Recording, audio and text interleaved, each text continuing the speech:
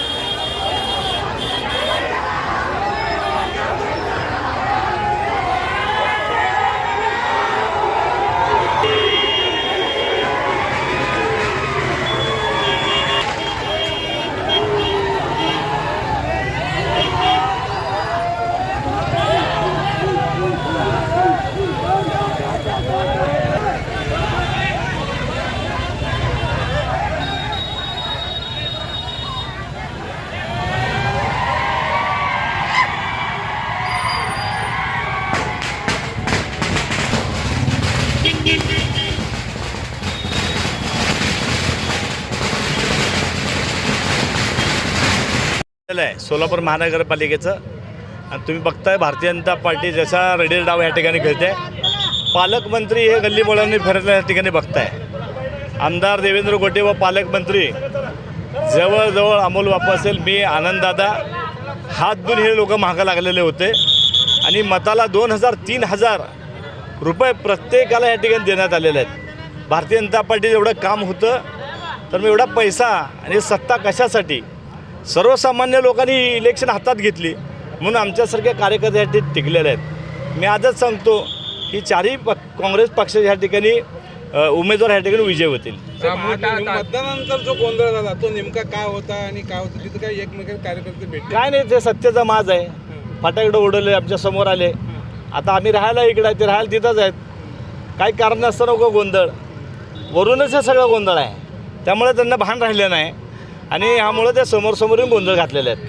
भाऊ, आज कुठेतरी जल्लोष वातावरण फटाके हे नेहमीच आहे. ज्यावेळेस मतदान होत आहे त्यावेळेस आमचे लोक मतदान झाल्याच फटाके उडून आनंद उत्सव साजरा करतात. जनता हे इलेक्शन जनतेने हातात घेतलेलं होतं. याच्यामध्ये मूळतः देवेंद्र कोठेंनी तुम्हाला आणि अमोल शिंदेने टार्गेट केलं होतं. याचं नेमकं कारण काय? आता लोकांनी रिझल्ट दिला काय आहे त्यांना कळेल. ते नवीनच आहेत आणि भाजपकडनं आमदार झालेले आहेत. खरं तर आता ते माझ्यावर तर फार टीका केलेले आहेत, पण मी उद्या विजय झाल्यावर त्याला उत्तर देणार आहे. विजय होईल असं 100% विजय खात्री पॅनल टू पॅनल जाणार आहे. आणि पॅनल ह्या ठिकाणी त्यांच्या बघा पायाखालची वाळू घसरली म्हणून पालकमंत्र्याला इथं ठिया करायला लागला हो काय. आणि एवढं पालकमंत्र्यांनी सांगितलं नरोटेला पाडाल 2 कोटी रुपये घ्या, पण नरोटे पडले पाहिजे, अमोल बापू शिंदे पडले पाहिजे. एवढी मोठी ऑफर 2-2 कोटी रुपयाची आणि घराघरांनी 2-3 हजार रुपये या लोकांनी वाटले.